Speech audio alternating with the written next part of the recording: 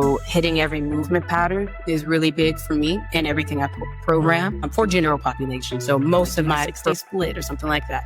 But I'm making sure I'm doing all the movement patterns, or even if it's like upper body. If I'm just doing upper body, I make sure I have a horizontal push, a vertical push, horizontal. And then, but if it's full body, then, I will do a squat, which is a lower body push. And then I will pair it with a row, which is upper body pull. So that opposite areas you're working and that area gets to rest. Exercise is uncomfortable, I would say. It's not good or bad. Exercise is uncomfortable, but getting cool with the fact that this is gonna suck for a little bit. This is only gonna suck for a brief period, and then you get to stop and it's not gonna suck for a little bit. Yeah. We're gonna go back into it. It sucks for a little bit. Get to rest. It's not gonna suck. Yeah.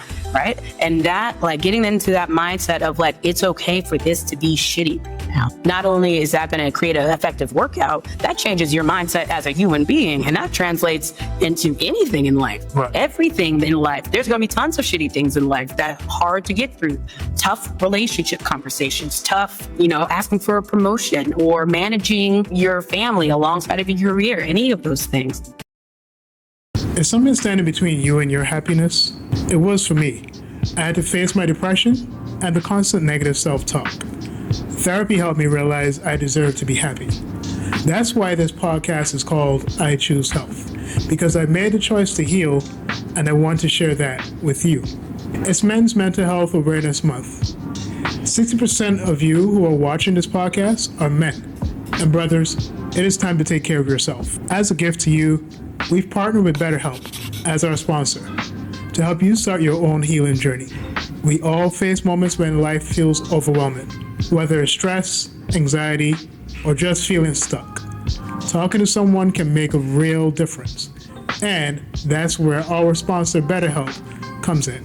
BetterHelp offers professional online therapy that's convenient, affordable, and entirely on your schedule.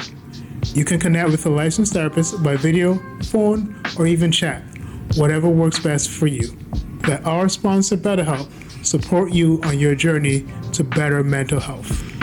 You can get 10% off your first month by going to betterhelp.com/iChooseHealth. That's betterhelp.com/iChooseHealth for 10% off your first month. Take the first step toward feeling better today.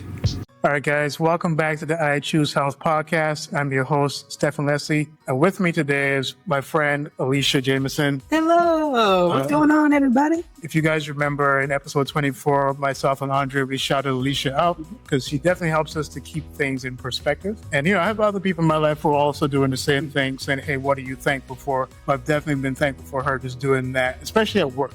When you're at work, you can kind of get caught up in your own head and you don't think that you need anybody to kind of keep you in check. Oh, yeah. But I've definitely been thankful for you doing that for us.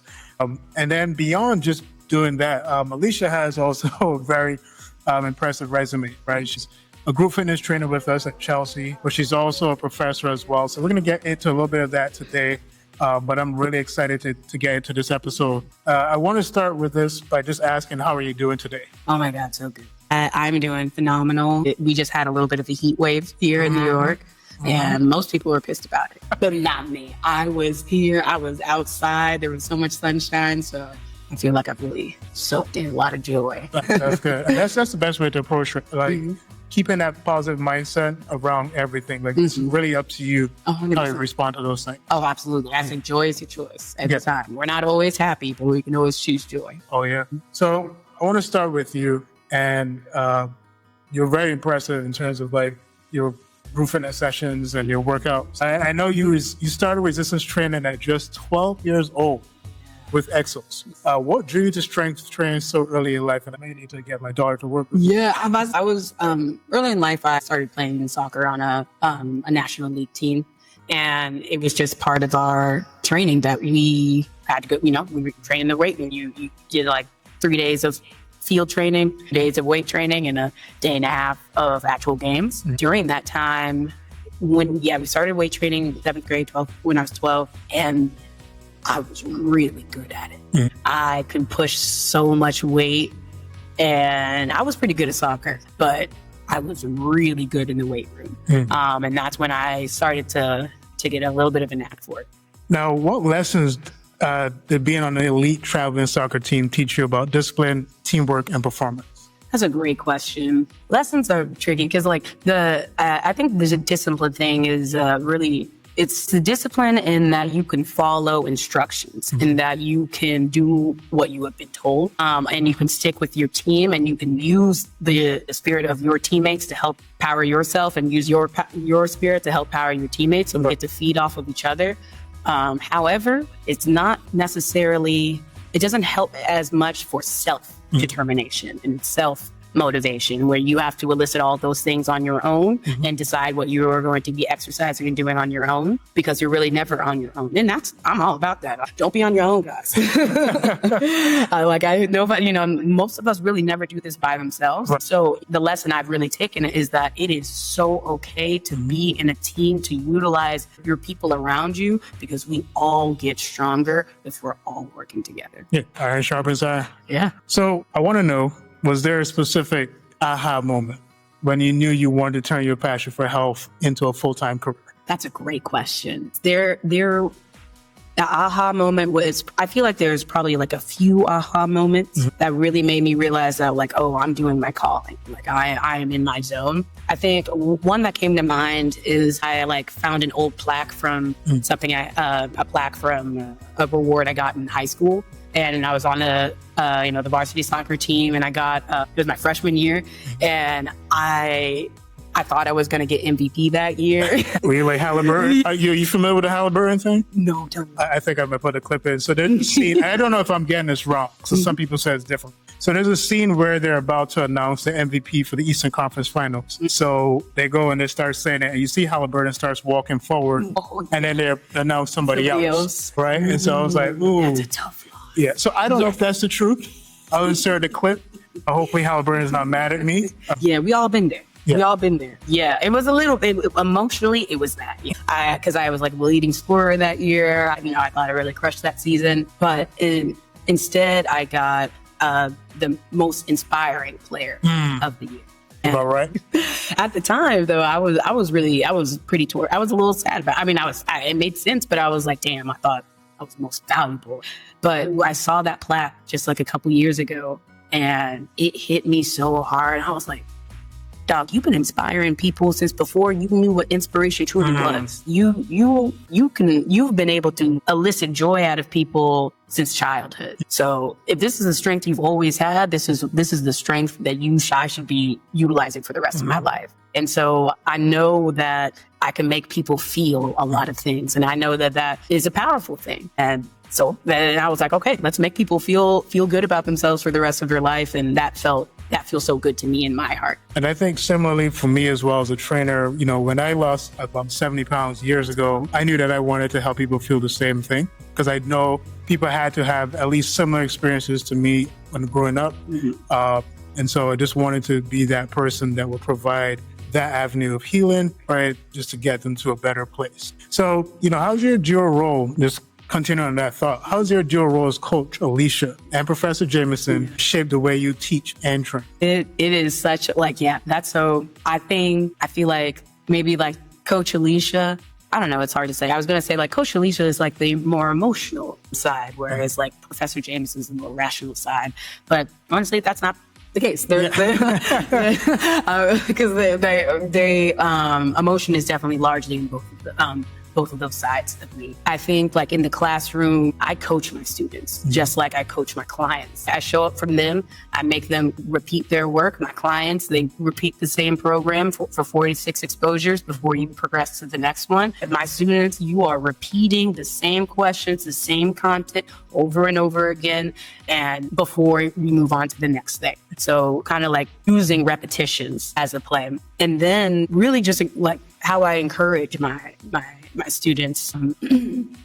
How I encourage my students is how like, I don't even know, like I coach up my clients and I coach up my students in the way that like, okay, you submitted this work. This work is phenomenal for these reasons, but I know that you are capable of doing more in these categories. So I'm going to give you the grace. I'm going to bring this back to you. You are allowed to do this assignment again. And I'll give you full credit, but you got to do it again. You got to give me your best effort. And they always do. They always do. Nobody has ever, like, if I gave them an opportunity to redo the work, no one's ever just not done it. Yeah. So I know that you've taught exercise physiology at Brooklyn College, and I guess I have two questions for you. How do you bring real-world coaching into the classroom? And then what about exercise physiology do you want people to actually understand and know? Ooh. Yes, that second one's going to be difficult. So many things. But let's say I'm breaking my leg up. I'm getting comfortable. So how do I bring the training to the classroom? Well, I mean, I bring so say like I'm teaching about the energy systems. And like, I know like powerlifting is going to be in this particular energy system. And I know 3 of my students are powerlifters. So I'll say, hey, Jay, remember when you did your bench press, you were using your phosphocreatine energy system for that. But I know I have marathon runners, and I'm so I would say, Jared, your marathon, like you run at least a 5K most days. You are aerobic dominant. Your aerobic system is very, very long. So things like that. And then, I'm lucky. My students, I work in the physical education department. So all of my students are PE majors, and they're going to become PE teachers. And so a lot of them have just sports backgrounds themselves. So they are constantly so curious. If I teach them some sort of how cramps actually happen, like how the nervous system is disordered, and that's why a cramp happens. And they have flying questions. They're like, Coach, I caught a cramp in the middle of a hot day. What was it, because of the electrolyte imbalance, or was it because I trained too much? And I'm like, great question. Let's dive into that. So I feel that I'm lucky because my students have always been so curious, and like it's never a boring lecture. It's tons of questions all the time. And then I think just like my own, because I've been exercising all of my life. And so I relate to it. I've not enjoyed the exercising for most of my life. I've only recently started to enjoy it. And I still don't like it all the time, y'all. It's funny. I told someone that just the other day, like, yes, even though I'm a trainer, you think I really like to work out? No. Let's be honest. There are certain elements and things that I like to do within fitness. And this is why I tell my clients, find that thing that you like to do, because now you know that there's going to be something that you don't have a problem doing on a consistent basis, right? Absolutely. And so for me, my thing is mostly running. So sometimes I'll tap into that, and I know I have to get my resistance training in, so I'll get it in. Right. To, obviously funnel and to help with that, with running. Is it the thing that I go to? Yeah. Right. It's not like, yeah, absolutely. And I'm the opposite. The opposite. I can catch myself in the gym, and I will gladly do like pull-ups and barbell front squats. Like those are 2 of my favorite exercises. For most people, they hate those exercises. But like, you will not catch me on a 5K. I will walk a 5K. We can go on a long walk, but there's no hop, skip, nor jump for me when it comes to running. Yeah, we can quick walk, you know what I'm saying? We're going to walk. We're going to little power walk. So I know that during the pandemic, you still pushed through your studies and launched new services. Yes. What kept you going during that time? Because the pandemic was very difficult for a lot of people. Learning how to pivot, with the craziness of the pandemic, we didn't understand what was happening at the time. So how were you able to keep going during that time? Really great question. So during the pandemic, I had my own, like everybody else, had a lot of mental health issues during that time. Major mental health breakdown during that time. I was diagnosed with bipolar disorder, and I had a major manic episode. So homegirl was going crazy. I was out there shaking. I'm still out there shaking ass, but like, you are. It's past the 6 minutes. Oh, it's past 6 minutes. Good. I forgot about that rule. That's great. So like, but I was way more out of pocket than I normally am out of pocket. And that caused a lot of destruction in my life. Unfortunately, I wrecked up a few relationships during that time. I almost lost my job during that time, but I was lucky enough that I was able to pause. I had to take a break from everything. So I had to take medical leave from work. I had to take medical leave from school. I had just graduated undergrad. And like my last week of school, that's when I was starting to rise in mania. And then after mania, if it's treated properly, sometimes you go down. And I went so deep. I was in the deepest depression that I had ever experienced. And I didn't think that I was ever going to be myself again and be who I am again. But I had my dog. I had gotten a dog, and he slowly helped me find myself again. So I remember thinking that I'm never going to be funny again. I'm never going to be I'm never even going to be able to think analytically the way I've been able to my entire life. So I slowly started to, I'm medicated. Take your medications, y'all. It's the science is there. Do it. Do medication and therapy and all those things. You will have a very successful life. But once I started on my medication, I also started figuring out what made me feel most like myself. And you know what? Maybe this really was like my aha moment, because I was like, what activities make me feel most like myself? I know I love to dance, but I haven't danced in a long time. I know I love hyping people up, but I haven't hyped anybody up. I haven't talked to anybody. It was like months before since I had talked to any of my friends. And then I hadn't thought creatively. I write poetry professionally, and I hadn't written anything in a couple of years at that point.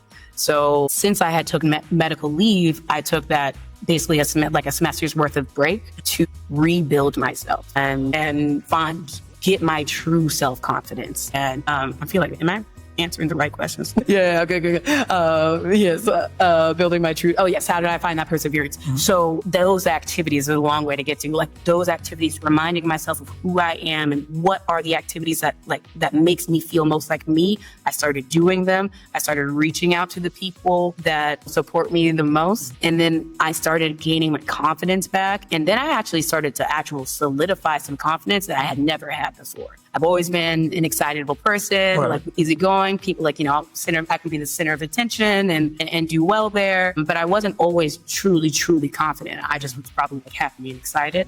It wasn't until after the pandemic that I truly got good with me, and everything after that was money, baby. It was easy. Once you were good with me, my glow started. It's like people notice, and it's not like I looked any different. And so once I felt that sensation, it was so easy for me to be like, you're good at coaching. Lean into that. You're supposed to be doing this. And so I furthered how else can I expand this? You're good as a personal trainer, but I'm a great educator. I one of my friends one day, in grad school, he was because I would tutor all my classmates. And I understood a concept, I'm making sure everybody understood that concept. If I'm going to get ace the class, everybody's acing that class. So I'm going to make sure of it. You didn't charge it, did you? Welcome to week 13 of 52 Choices, where tiny habits create massive change. This week's choice is to stop eating 2 hours before bed. Why? Because late night snacking messes with your body's ability to recover and recharge. A 2021 study in nutrients found that eating close to bedtime disrupts your circadian rhythm, your internal clock that regulates sleep, metabolism, and hormone balance. Plus, your body digests food slower at night, which can lead to higher blood sugar and fat storage. Research from the Journal of Clinical Endocrinology and Metabolism shows that late eaters burn 10% fewer calories overnight compared to early eaters. The solution? Set a kitchen curfew. Eat your last meal at least 2 hours before bed. Give your body time to digest, repair, and rest. You'll wake up with better energy, improved blood sugar, and maybe even a leaner waistline over time. No, and I ought to. She's like, and I know differently now. Yeah, exactly. I was missed opportunities. Oh, yeah, never charged anybody. So one of my friends was like, you should be teaching at a collegiate level. And I was like, oh, shit. And then I thought about that, and then the opportunity was placed in front of me. I didn't go out to seek it. I thought it made sense to me. And in my mind, I'm like, oh, that would be a great idea. But I knew it's a really tough job to get. Right. So thank God, Anne-Marie, thank you, Mama. We appreciate you. She's the one that actually connected me to Brooklyn College. Shout out Anne-Marie. Yeah, shout out Anne-Marie. We love you for that. And I was able to push it forward. I'm on sabbatical. I'm taking a little breather right now. Professor Sarah Gaines was very kind to, I was going to say sub for me, but she just took over the whole entire semester. That's great. Yeah, so pushing it forward was really huge. That's amazing. Now, I know that your clients rave about your energy and your dance moves. How do you keep workouts both effective and fun? Because, we have people with different backgrounds and cultures. Sherrod, Yes. So people at Chelsea, don't be mad at me, right? So No, I told Sherrod, I said, one of my favorite things to do is watch your class. Yeah. Because I get to see people who have no rhythm at all. I mean, I don't have any rhythm either. All right. Watch people who have no rhythm at all try to really find their way in your class. Just coming back to you, how are you able to keep your workouts both effective and fun? Yeah. Actually, part of it is just the energy that I bring. I'm dancing the entire session. Like I'm on top of like if there's an elevated surface for me to get on, I'm getting on stage, and I'm gonna shake ass while I make you do 20 push-ups, like, you know, and so when obviously like the music, it matters a lot. For me, as long as I like my playlist, I only attract people that like the things that I like.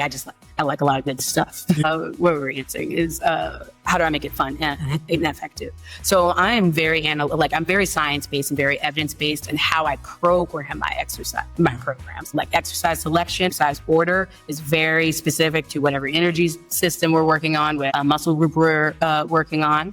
So the programming is how I keep it effective. And I make sure the program is relatively simple. I never make my program way too complicated, particularly in a group fitness setting.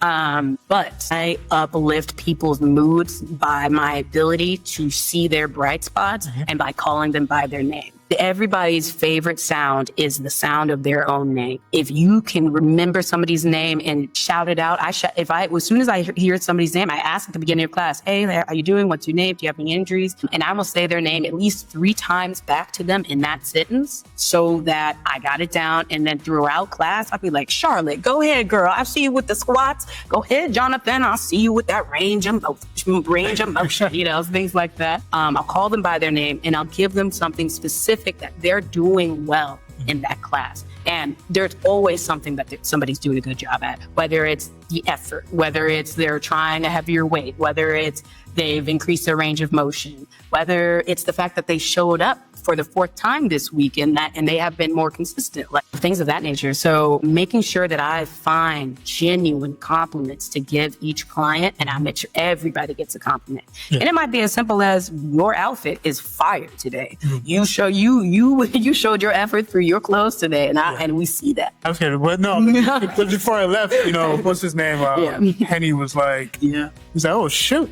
He was like, "Yo, you going Burberry?" I'm like, "It's not Burberry. That's probably Shein." But yeah, and I want to move on to like talking about long-term client success, and I want to give a little bit of a gem, because as long as we work in personal training, there's always going to be that one person that's like, "Hey, could you give me like a program that I can follow long-term?" So what I want you to kind of answer, and we're not going to do this always, is probably list 1 or 2 very important components of a successful workout, whether that's you're doing upper body split or a lower body split or push and pull, however it's going to look. What would you say are important components of a successful workout? Okay, so like in an individual successful workout it so depends. There's so many things. I'm a big functional fitness girly. So hitting every movement pattern is really big for me and everything I program. I'm for general population. So most of my programs are a full body program, but unless like I have a client that's like doing a 6-day split or something like that. But I'm making sure I'm doing all the movement patterns, or even if it's like upper body. If I'm just doing upper body, I make sure I have a horizontal push, a vertical push, horizontal pull, and a vertical pull at some point. So I've hit all of my muscle groups. I don't have to think that I left something out. Right. But if it's full body, then, I will do a squat, which is a lower body push. And then I will pair it with a row, which is upper body pull. So that opposite areas are working and that area gets to rest while the other area is working. So it makes it more efficient. So you don't have to spend 2 hours at the gym. You can have a quick 45 minutes to an hour. So yeah, making sure you're getting all the movement patterns is huge. And then number 2 is just getting in the right headspace. Exercise does not feel good. It does not feel, it's not like a good, actually, I don't know. Feel good and bad. Exercise is uncomfortable. I would say it's not good or bad. Exercise is uncomfortable, but getting cool with the fact that this is gonna suck. for a little bit. This is only going to suck for a brief period, and then you get to stop, and it's not going to suck for a little bit. We're going to go back into it. It sucks for a little bit. Get to rest. It's not going to suck. Yeah. Right. And that, like, getting into that mindset of like, it's okay for this to be shitty right now. Not only is that going to create an effective workout, that changes your mindset as a human being. And that translates into anything in life, everything in life. There's going to be tons of shitty things in life that are hard to get through.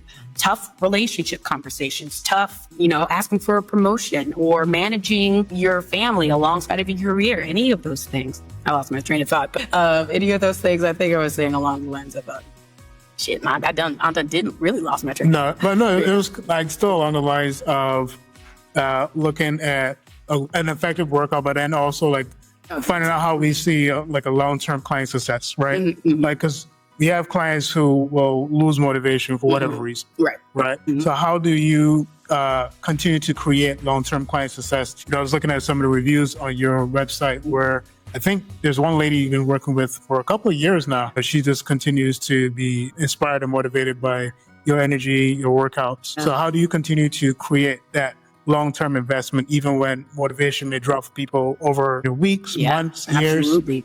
Yeah, I'm really, really blessed that some of my clients I've been training for 5 to 6 years now. Those clients, the thing that was kind of like the major change for them, again, is it's the mindset. It is mindset over everything, dog.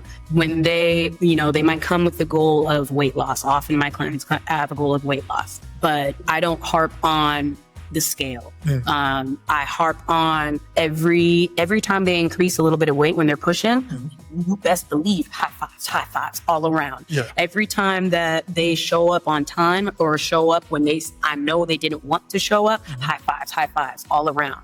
And then afterwards, I make them reflect on the other like qualitative benefits that they're getting from exercise. That's not just losing weight. Correct. So I'll ask them like, hey, how are your energy levels now that you've been training? How's your mental clarity? You feel like you can focus a little bit more? How's your mental well-being? How are your emotions in general and all of those things? Once we can appreciate what like that exercise can do that for us, peace of mind. What? Okay. Listen, man. And I mean, look, my God, one of the blessings and curses of being a trainer is the in-body machine. Because it's like, we'll put a client there, like they'll come in like, hey, can we do an in-body assessment today? And I'm learning after one experience I had within the past week is that some days I got to take control and be like, no, we're not doing an in-body assessment. Because if that is going to gauge how you're going to feel throughout the rest of the day or week, and it may elicit a negative response or a negative feeling, I think I want to prioritize in this session that you are feeling good. Right? Because this particular client of mine, we did the in-body and she just could not understand why they were saying the things they were saying. She said she felt lighter. She said she felt a lot better. She was actually nursing a pretty terrible injury from the year before. And, we've helped her rehab that over the last couple of months to a year. And so I'm like, okay, if these things feel in order, I don't want you to focus on what this machine is saying. The in-body machine, as great as it is, can be it's a double-edged sword for sure. You might need to get a DEXA machine in there. That's crazy, bro. I was just one of my homegirls just did a DEXA scan, and it is super dope. So it's definitely like the gold standard. Mad expensive. You might have time for one more question because they haven't kicked us out yet. So just coming down, and we might put this in the next segment. We might just do one question. But just going into nutrition, I know you've helped clients completely transform their relationship with food. What's your philosophy on nutrition culture? Nutrition culture. So first and foremost, I like that you say nutrition culture and not diet culture, because I don't mess with diets. I was going to say I don't fuck with diets. I don't fuck with diets. Don't like my philosophy is that diets do not work because you do them for a period of a time and you let them go. Nutrition culture works because you are going to choose your nutrients for the rest of your life. You pick an eating habit that will work for the rest of your life, that when you go on vacation, it doesn't change because that is just how you eat. It's a part of your character. So I am really, really big on finding reasonable and small ways to make healthier and healthier choices.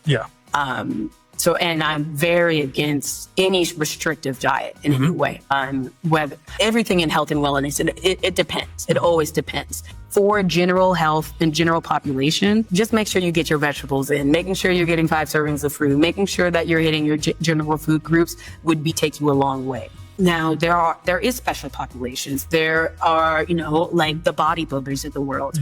If you're in season for bodybuilding and you have a specific thing that you're training for, maybe you cut carbs. Maybe you cut carbs for a period. But unless you were a bodybuilder or unless you're training for something very, very specific or I rarely suggest a restrictive diet. So you should be able, and food should give you joy. Oh yeah. It should not be a stressful thing. You should not eat something that you don't think tastes good. You can eat everything that you think you can eat healthy things that taste good all the time. Definitely. I don't eat untasted things. So. All right, we'll try to get one more in. Now, how do you help clients? This is a big one. How do you help clients overcome food guilt or emotional eating? I am big on saying that it is okay. It is going to happen. You are going to get stressed one day and decide that a Reese's Pieces Buttercup is going to solve your issue. It is a human phenomenon to have some sort of emotional connection with your eating. Unless you are a machine, unless you are a god or an alien, emotional eating is going to happen. Yeah. So you have to give yourself grace. Give yourself grace. I feel like they don't come now.